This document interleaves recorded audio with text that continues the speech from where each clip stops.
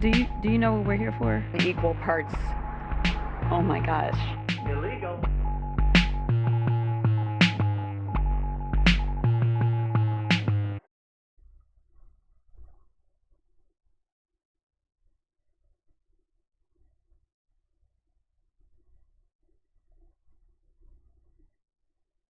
Okay, let's go to this.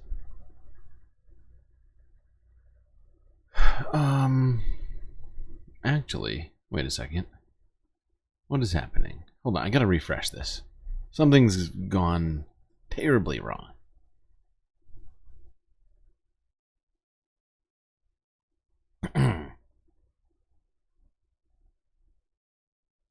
Please hold. Please hold during this troubling time. Okay, yes, this is where we are. That's what I thought. What is my head made out of? Looks like a giant paintbrush. Wow. I look like a giant paintbrush to you. That is hurtful. I mean, is it not clear that I am a galactic knight, lord? The helmet made of pure gold and space metal. I thought that was obvious.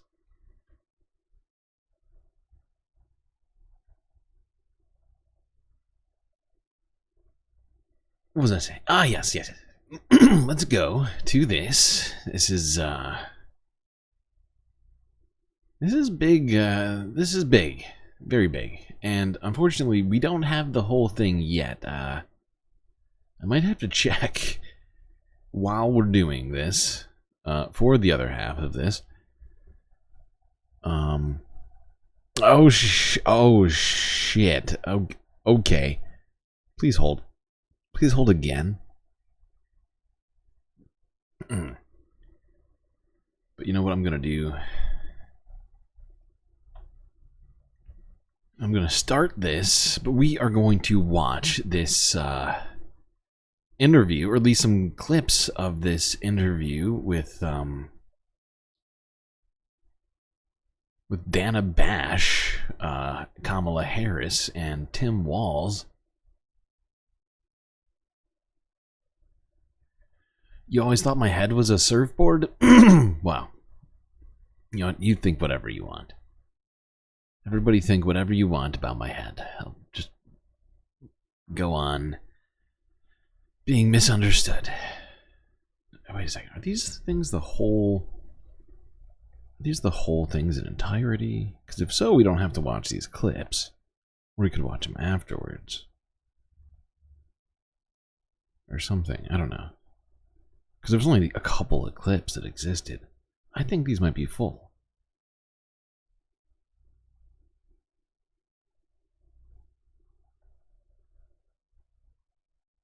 Alright, let's watch this interview. Let's watch this interview here, which is now officially online. I think they originally put it on. Oh yeah, this is just the whole thing. Alright, we're just gonna go straight to the... Fuck the clips. We don't need the clips. Hold on, let me... Please hold. Marsha, not now. Let's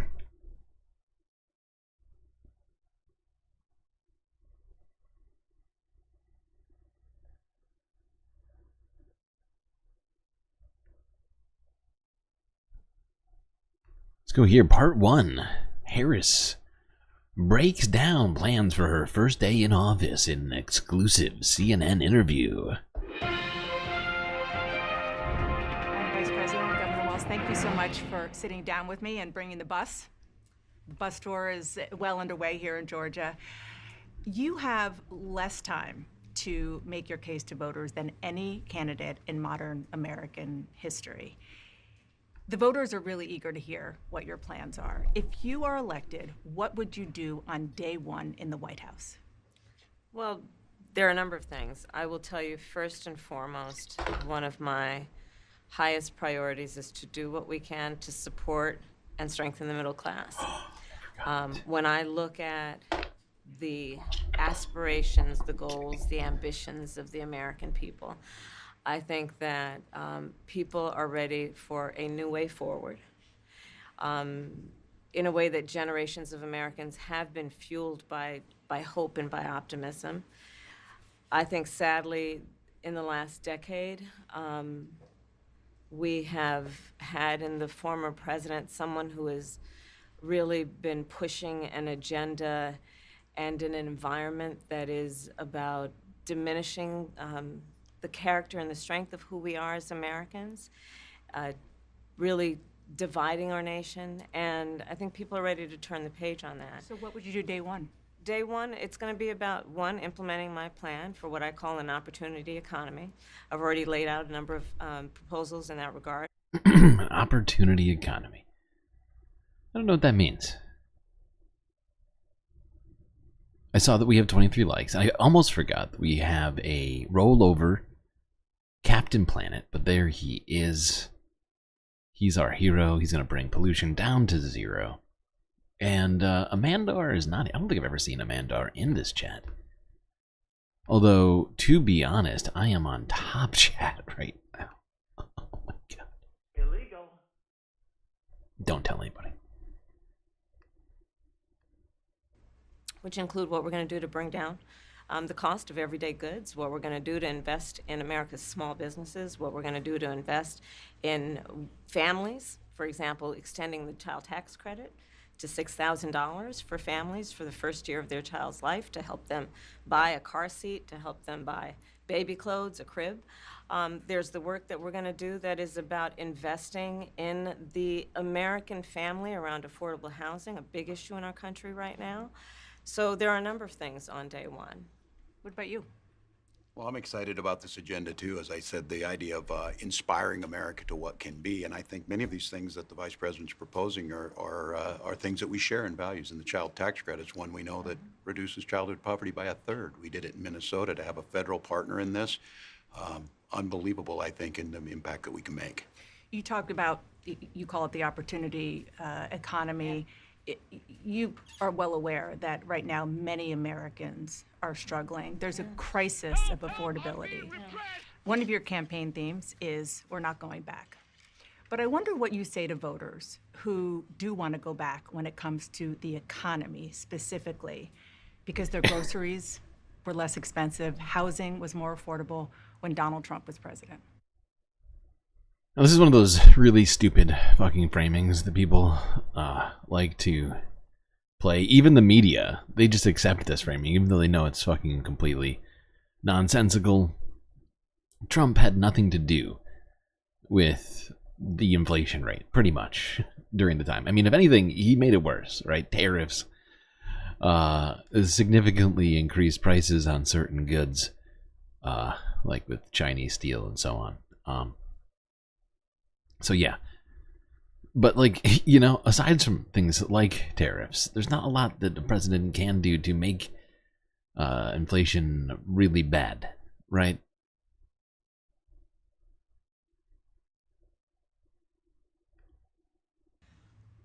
Well, let's start with the fact that when Joe Biden and I came in office, during the height of a pandemic, we saw over 10 million jobs were lost. People, I mean, literally, we were all tracking the numbers. Hundreds of people a day were dying because of COVID. The economy had crashed. In large part, all of that because of mismanagement by Donald Trump of that crisis. When we came in, our highest priority was to do what we could to rescue America. And today, we know that we have inflation at under 3%. A lot of our policies have led to the reality that America recovered faster than any wealthy nation around the world. But you are right. Prices, in particular for groceries, are still too high. The American people know it, I know it, which is why my agenda includes what we need to do to bring down the price of groceries. For example, dealing with an issue like price gouging, what we need to do to extend the child tax credit to help young families be able to take care of their children in their most formative years, what we need to do to bring down the cost of housing, My proposal includes what would be a tax credit of $25,000 for first-time home buyers.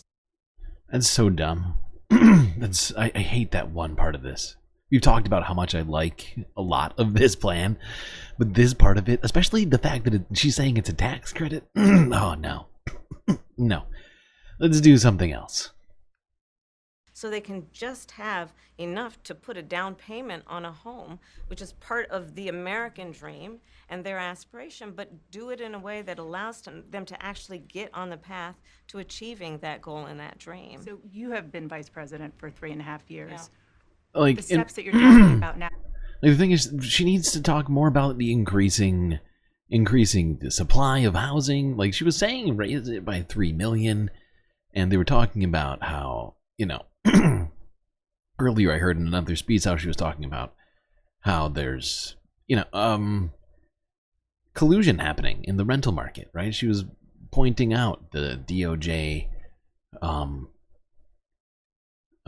case that's happening right now against RealPage. At least she mentioned, at least alluded to it at one point, and that's what we got to be talking about. How do we address all of that stuff? I think one thing I've been saying is that we just, we got to increase that supply and then say that none of those houses that are being created can be bought up by these institutional investors like Berkshire Hathaway and BlackRock and all these other people that are causing the problem in the first place. Why haven't you done them already? Well, first of all, we had to recover as an economy, and we have done that. I'm very proud of the work that we have done that has brought inflation down to less than 3%. The work that we have done to cap the cost of insulin at $35 a month for seniors. Donald Trump said he was going to do a number of things, including allowing Medicare to negotiate drug prices. Never happened. We did it. So now, as I travel in the state of Georgia and around our country, the number of seniors that have benefited, I was in Nevada recently, What she's saying right now is like some of the best stuff that they've done while they've been in office. Grandmother who showed me her receipts. And before we capped the cost of insulin for seniors at $35 a month, she was paying hundreds of dollars, up to thousands of dollars a month for her insulin. She's not doing that anymore. You maintain Bidenomics is a success. I maintain Yeah, that when we I think she should. bringing down prescription I think she medication for should. the American people, including capping the cost of the annual cost of prescription medication for seniors. The fact is that they, Dana here, she's going to frame it this way, but if you look at it like we've been looking at it, the inflation has been getting caused across the board by collusion and price gouging.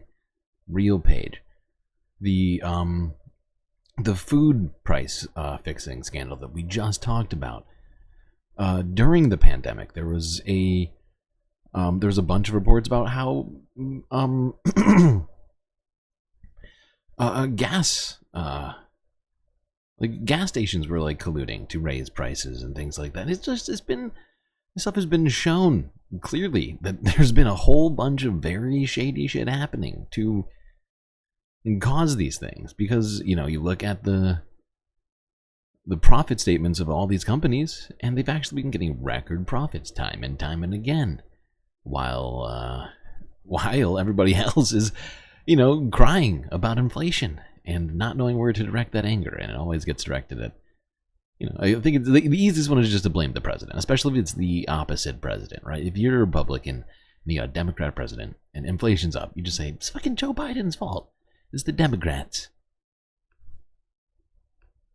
At $2,000. When we do what we did in the first year of being in office to extend the child tax credit so that we cut child poverty in America by over 50%, when we do what we have done to invest in the American people and bringing manufacturing back to the United States so that we created over 800,000 new manufacturing jobs, bringing business back to America, what we have done to improve the supply chain so we're not relying on foreign governments to supply American families with their basic needs, I'll say that that's good work. There's more to do, but that's good work. I want to get some clarity on where you stand on some key policy issues. Energy is a big one. When you were in Congress, you supported the Green New Deal, And in 2019, you said, quote, "There is no question I'm in favor of banning fracking." Fracking, as you know, is a pretty big issue, particularly in your must-win state of Pennsylvania. Sure. Do you still want to ban fracking? No, and I made that clear on the debate stage in 2020, that I would not ban fracking. As vice president, I did not ban fracking. As president, I will not ban fracking. Boo. In 2019, I believe, at a town hall, you said you were asked, would you commit to implementing a federal ban on fracking on your first day in office? And you said, there's no question I'm in favor of banning fracking. So yes. So it changed in that campaign? In 2020, I made very clear where I stand. We are in 2024, and I've not changed that position, nor will I going forward. I kept my... That was one of those far left positions of hers that I was hoping that she would still hold on to. I know it's tied to a whole lot of money and a bunch of jobs in a bunch of states, but it still frustrates the hell out of me, because you can make the same goddamn argument for oil drilling, right? And a whole bunch of other shit that I would oppose too, you know. I would much prefer there be renewable energy jobs and other things like that. Oh, I'm sorry. Why did I do that? I thought this was over. It's not. It's my bad. Word, and I will keep my word. What made you change that position at the time?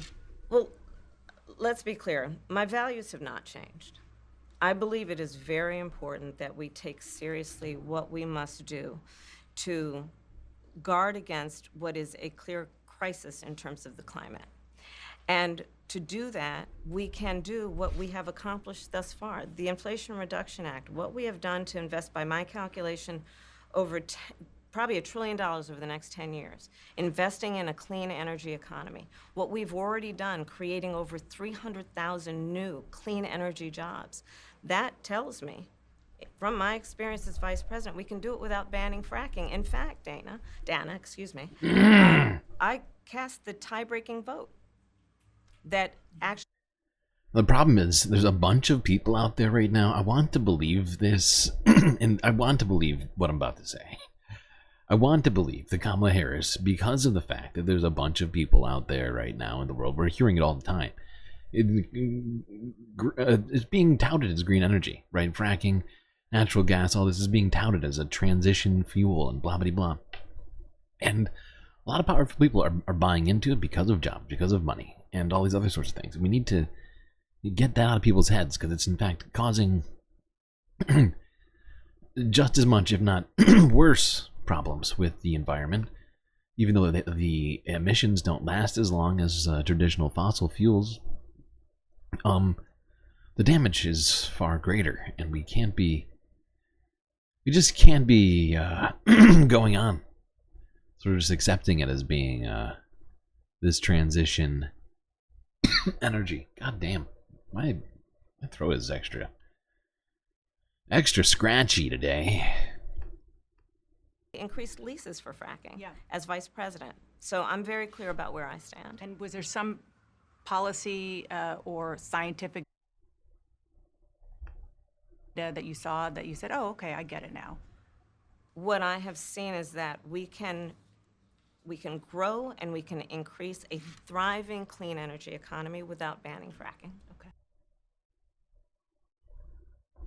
Illegal. Another issue, big one, is immigration. As vice president, you were tasked with addressing the root causes of migration in southern countries and Northern part of Central America. the northern part of Central America that affects the southern border of the U.S. Sorry, I wasn't listening to her. I gotta go back. I was reading chats over here. You're all contributing so much to chat, and I'm trying to read them, but I'm also... all this is fucking new to me. This all happened, like, I watched that first one, like, the first half of it, and then I was like, I can't sit here and keep watching this. I'm like 15 minutes late to the chat. And for that, I'm sorry. But I at least wanted to catch a piece of it. I didn't know if they were going to release the rest of this freaking interview, but now that we got the whole thing, we're like, yeah, this is all new to me right now. Yeah, I'm just gonna keep banging away at this. Another issue, big one, is immigration. As vice president, you were tasked with addressing the root causes of migration in southern countries and Northern part of Central America. the northern in part particular, yeah. of Central America that deals with, that affects the southern border of the U.S.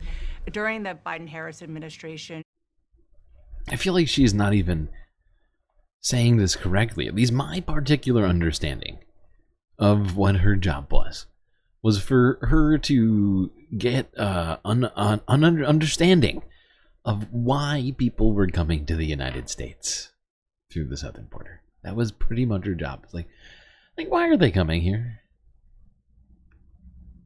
there were record numbers of 31 illegal likes. border So crossings. many. Why did the Biden-Harris administration wait 3.5 years to implement sweeping asylum restrictions?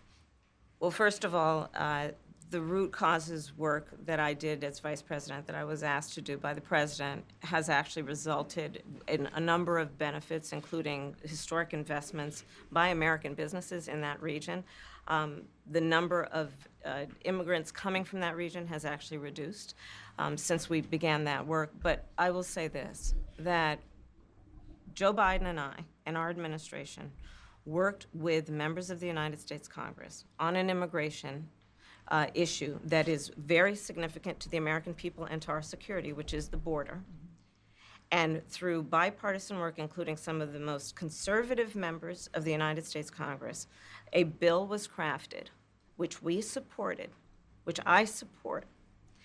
And Donald Trump got word of this bill that would have contributed to securing our border, and because he believes that it would not have helped him politically, he told his It's folks so cynical. in Congress, don't. I mean, this is all completely true, and it's incredibly cynical that he did this. Like, I still can't believe that he did this, because it's supposed to be this huge issue to all of them, but really, he just sort of made it all so clear.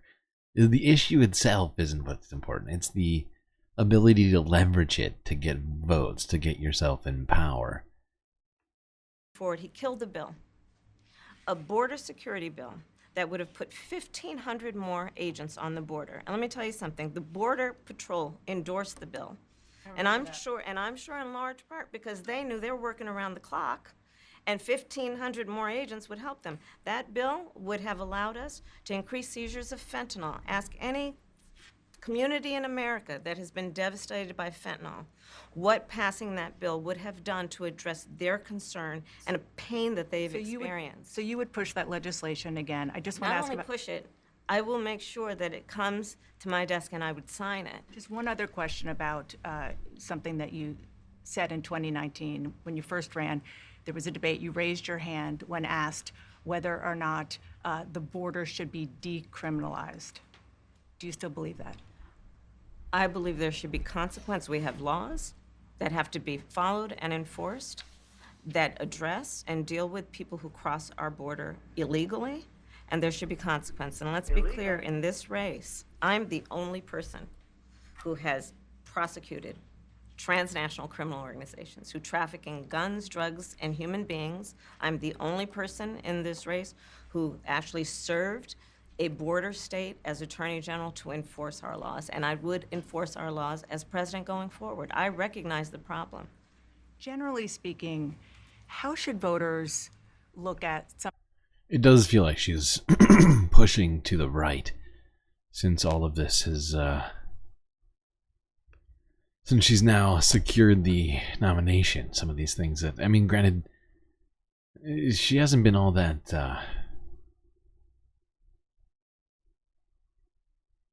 visible as vice president, but the changes that you've made, that you've explained some of here in your policy, is it because you have more experience now and you've learned more about the information? Is it because you were running for president in a Democratic primary? And should they feel comfortable and confident that what you're saying now is going to be your policy moving forward? Dana, I think the most important and most significant aspect of my policy perspective and decisions is my values have not changed. You mentioned the Green New Deal. I have always believed, and I have worked on it, that the climate crisis is real, that it is an urgent matter to which we should apply metrics that include holding ourselves to deadlines around time. We did that with the Inflation Reduction Act. We have set goals for the United States of America and by extension the globe around when we should meet certain standards for reduction of greenhouse gas emissions, as an example. That value has not changed. My value around what we need to do to secure our border, that value has not changed. I spent 2 terms as the Attorney General of California prosecuting transnational criminal organizations, violations of American laws regarding the illegal passage of guns, drugs, and human beings across our border. Oh my god. For a second I was getting excited. She started talking about the Green New Deal, then right back to the fucking border. Jesus Christ. Pushing to the right is weak. Why did they choose Dan? The right views her as a stooge and she's not friendly either to the left? Well, that's the problem. Is they're always shooting to the center between Democrats and Republicans, not leftists. That's for sure. I think most Dems, most liberals see Dana as a friendly, right? Values have not changed. So that is the reality of it. In 4 years of being vice president, I'll tell you, one of the aspects to your point is traveling the country extensively. I mean, I'm here in Georgia. I think somebody told me 17 times since I've been vice president in Georgia alone. I believe it is important to build consensus. And it is important to find a common place of understanding of where we can actually solve problems. On that note, you had a lot of Republican speakers at the convention. Yeah. Will you appoint a Republican to your cabinet? Yes, I would. Anyone Yes, in I mind? would. No one in particular in mind. We got 68 days to go with this election, so I'm not putting the cart before the horse. But I would. I think it's really important. I have spent my career inviting What a great start. diversity of opinion. I think it's important to have people at the table when some of the most important decisions are being made that have. Well, can anybody guess in chat for me? Who's got guesses on who she would appoint as a Republican and to what appointment, if you would like to add that? I'm just trying to think of which Republican does she see as being, like that's who I should reach. I should reach across the aisle to a Republican and pull them into this, administration. Who do you think? Anybody? Rand Paul?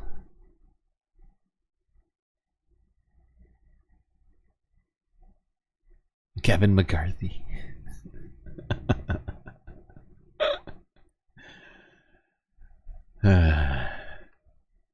Maybe Mike Johnson? Different views, different experiences. And I think it would be to the benefit of the American public to have a member of my cabinet who was a Republican. I want to ask you about your opponent, Donald Trump. Okay. I was a little bit surprised. People might be surprised to hear that you have never interacted with him, met him face to face. That's going to change soon. But what I want to ask you about is what he said last month. He suggested that you happened to turn black recently for political purposes, questioning a core part of your identity. Yeah. And same old tired playbook. Next question, please. That's it? That's it. Okay. I mean, Let's talk I about don't some know. foreign What is policy, she even issues supposed to say to that would dumb be shit? on your plate if you become commander-in-chief. President Biden has Liz tried Cheney or unsuccessfully, Mitt Romney? To end the Kissinger? war. I assume that it's a Kissinger? Although I don't think that's how you spell it. Cheney, Romney, or Kissinger. Okay. Those seem to be the three options. Obviously. Oh, Kinzinger. Oh, that makes way more sense. I was going to say, Kissinger's dead, so I don't think that he can be in the administration. Between Israel and Hamas in Gaza. He's been doing it for months and months, along with you. Would you do anything differently? For example, would you withhold some U.S. weapons shipments to Israel? That's what a lot of people on the progressive left want you to do. Let me be very clear. Wait, hold on. I was reading chat again. This is my fault. I'm ADDing the hell out. along with you. Would you do anything differently? For example, would you withhold some U.S. weapons shipments to Israel? That's what a lot of people on the progressive left want you to do. Let me be very clear. I'm unequivocal and unwavering in my commitment to Israel's defense and its ability to defend itself. And that's not going to change. But let's take a step back. October 7, Oh boy. 1,200 people were massacred. Many young people who were simply attending a music festival. Women were We're doing horribly this right now. No, they weren't. As They're- I well, said maybe, then, I say perhaps, today, but it Israel wasn't has systematic. Has a right to defend itself, we would. And how it does so matters. Far too many innocent. I genuinely can't believe she's doing a rerun of October 7th for us right now. It's so frustrating to me every time this happens. It's happened so many times. Like, even in incredibly unexpected times. In fact, I would say this feels like an unexpected time for this one to come out. Palestinians have been killed. Uh-huh. And we have got to get a deal done. We were in Doha. We have to get a deal done. This war must Yes. end. And It- we must get a genocide. deal that is about getting the hostages out. Mhm. I've met with the families of the American hostages. Let's get the hostages out. Let's get Uh-huh. the ceasefire done. But no change in policy in terms of arms and so forth. No, we have to get a deal done. Wow. Dana, we have to get a deal done. When you look at the significance of this to the families, to the people who are living in that region, a deal is not only the right thing to do to end this war, but will unlock so much of what must happen next. I remain committed. I just, I feel like we need to be using some amount of leverage at the very, very least. She needs to be talking about that. And what I want to believe is that she's afraid of contradicting the Biden administration policy right now. That's what I want to believe, but cynically, or perhaps skeptically, excuse me, I'm left with accepting the words that she's saying here at face value, those being, keep funding Israel at the rate that we've been doing, and get a deal, and it's just, oh God, not good. Since I've been on October 8th, to what we must do to work toward a two-state solution, where Israel is secure and in equal measure, the Palestinians have security and self-determination and dignity. Yeah, sure, of course. All right, part 3. This is the last part of it, I think. Governor Walz, the country is just starting. Ooh, we're get going to talk to know you. Walz. All right. I want to ask you a question about how you've described your service in the National Guard. You said that you carried Oh my weapons God, Dana. in war, but you have never deployed actually in a war zone. A campaign official said that you misspoke. Did you? Well, first of all, I'm incredibly proud. I've done 24 years of wearing the uniform of this country. Equally proud of my service in a public school classroom, whether it's Congress or the governor. My record speaks for itself, but I think people are coming to get to know me. I speak like they do. I speak candidly. I wear my emotions on my sleeves, and I speak especially passionately about our children being shot in schools and around guns. So I think people know me. They know who I am. They know where my heart is. And again, my record has been out there for over 40 years to speak for itself. And the idea that you said that you were in war, did you misspeak as the campaign has said? Yeah, I said we were talking about, in this case, this was after a school shooting, the ideas of carrying these weapons of war. And my wife, the English teacher, told me my grammar's not always correct. But again, if it's not this, it's an attack on my children for showing love for me, or it's an attack on my dog. I'm not. Fact is, I don't think anybody who I've heard complain about this, about what Tim Walz has said, has spent 24 years in the armed services. So I just don't think that they can really just make this case. Any of the people from Fox News. I mean, Jesse Waters? I'm sorry, was Jesse Waters in the military? Was he in the military for 20 years? Or, I don't know, Greg Gutfeld or Donald Trump? Bone Spurs Donald Trump? No. I think most of the people who are complaining about this have no ground to stand on, including J.D. Vance, who was he again? Some sort of military correspondent in a non-combat area or something like that for like 6 months. The one thing I'll never do is I'll never demean another member's service in any way. I never have, and I never will. I just, one other question, because again, this is all new. Yeah. I mean, this was not, however many days ago, this was not on either of your bingo cards, especially yours. You had to clarify that you had said that you and your wife used IVF, but it turned out you used a different kind of fertility in order to have children. And then when you ran for Congress in 2006, your campaign repeatedly made false statements. Oh no. Oh no. Tim Walz isn't a doctor. He didn't know the exact kind of, what do you call it? Oh, and I'm not a doctor either, so now my brain just broke and I can't think of what this is actually called. Contraception services. I think that's like close to what it's called. He didn't know exactly what it was called. Oh no, it's not IVF. It's some other thing that I don't know about.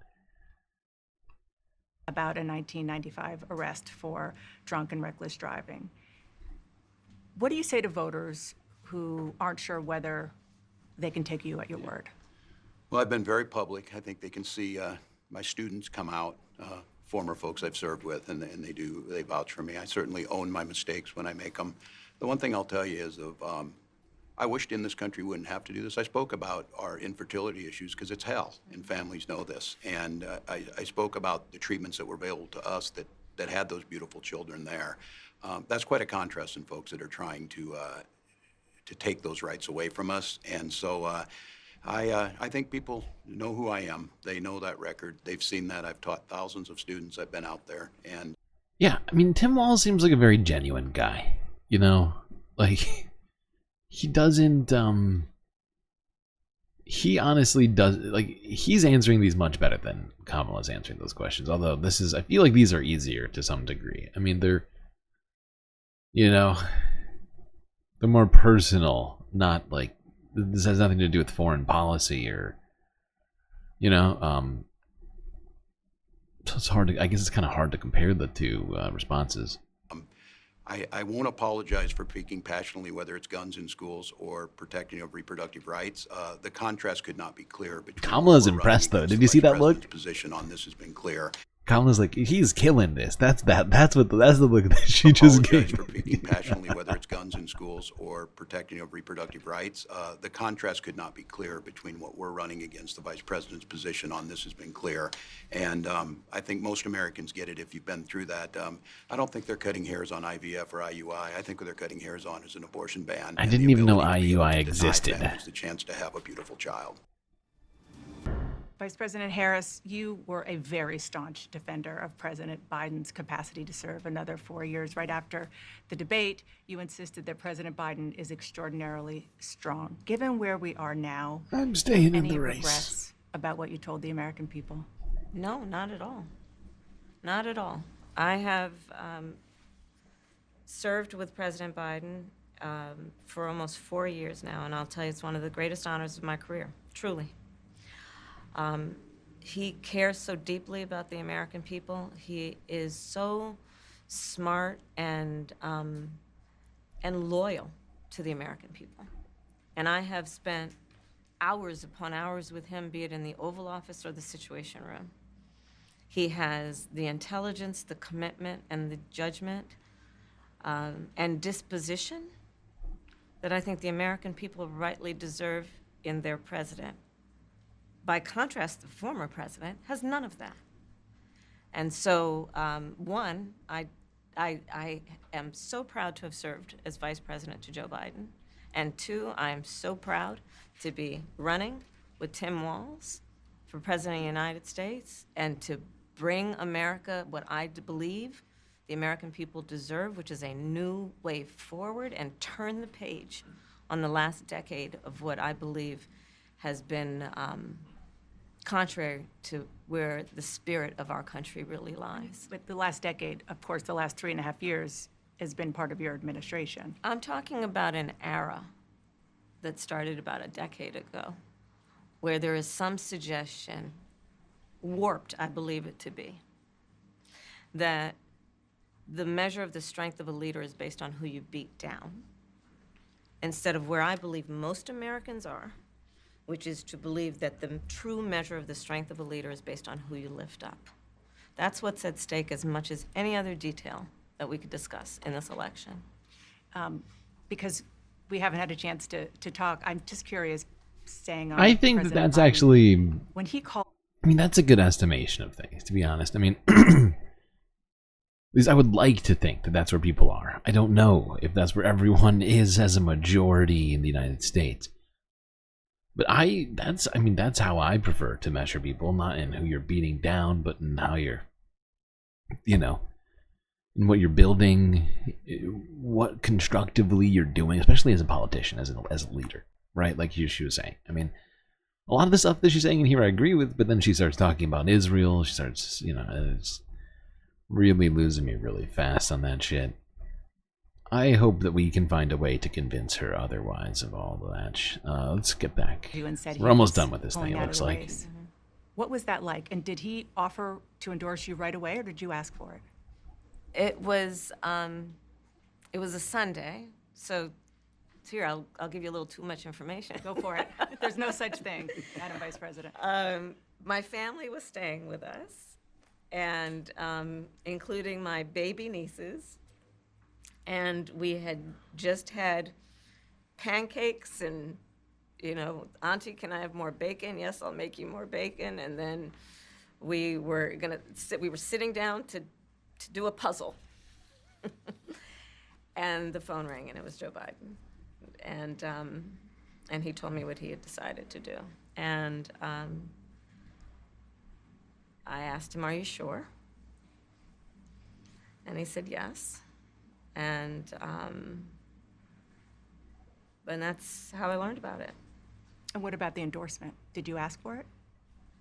He was very clear that he was going to support me. So when he called to tell you, he said, "I'm pulling out of the race and I'm going to support you." Well, my first thought was not about me, to be honest with you. My first thought was about him, to be honest. I think history is going to show a number of things about Joe Biden's presidency.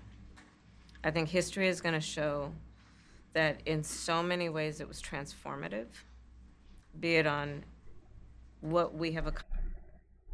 Certainly transformative for the Middle East and for Gaza.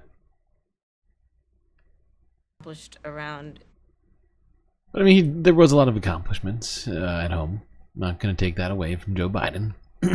Finally investing in America's infrastructure, investing in new economies, in new industries, what we have done to bring our allies back together and have confidence in who we are as America and grow that alliance, what we have done to stand true to our principles, including one of the most important international rules and norms, which is the importance of sovereignty and territorial integrity. And I think history is going to show not only has Joe Biden led an administration that has achieved those extraordinary successes, but the character of the man is one that he has been in his life and career, including as a president, quite selfless and puts the American people first. I just have to ask you both about two standout moments, aside, of course, from the addresses that you both gave, but standout moments that were perhaps unexpected during the convention. You mentioned one of them, Governor. A moment that you shared, that the world shared with your son, Gus. You were speaking, the camera caught him, so incredibly proud of you, so emotional, saying, "That's my dad." Yeah, I don't know as a father I could have ever imagined that. I'm grateful for so many reasons to be on this ticket, but that moment, to understand what was really important, to have my son feel a sense of pride in me, that I was trying to do the right thing. And it was, you know, you try and protect your kids, you know, it brings notoriety and things, but it was just such a visceral, emotional moment that I'm grateful I got to experience it, and I'm so proud of him. I'm proud of him, I'm proud of Hope, I'm proud of Gwen. She's a wonderful mother, and these are great kids. And I think the one thing is, talking about the era we're in, is our politics can be better. It can be different. We can show some of these things, and we can have families involved in this. And I hope that there was I hope people felt that out there, and I hope they hug their kids a little tighter, because you just never know, and life can be kind of hard. And last question. Yeah, Madam Vice that's President, true. The photograph Life can be that hard. has gone viral. You were speaking, one of your grandnieces that you were just talking about was watching you accept the nomination. You didn't explicitly talk about gender or race in your speech, but it obviously great means photo. a lot to a lot of people, and that viral picture really says it. What does it mean to you? You know, I am running because I believe that I am the best person to do this job at this moment, for all Americans, regardless of race and gender. But I did see that photograph, and I was deeply touched by it. And you're right, it's the back of her head, her two little braids, and then I'm in the front of the photograph, obviously speaking. And it's very humbling. It's very humbling in many ways.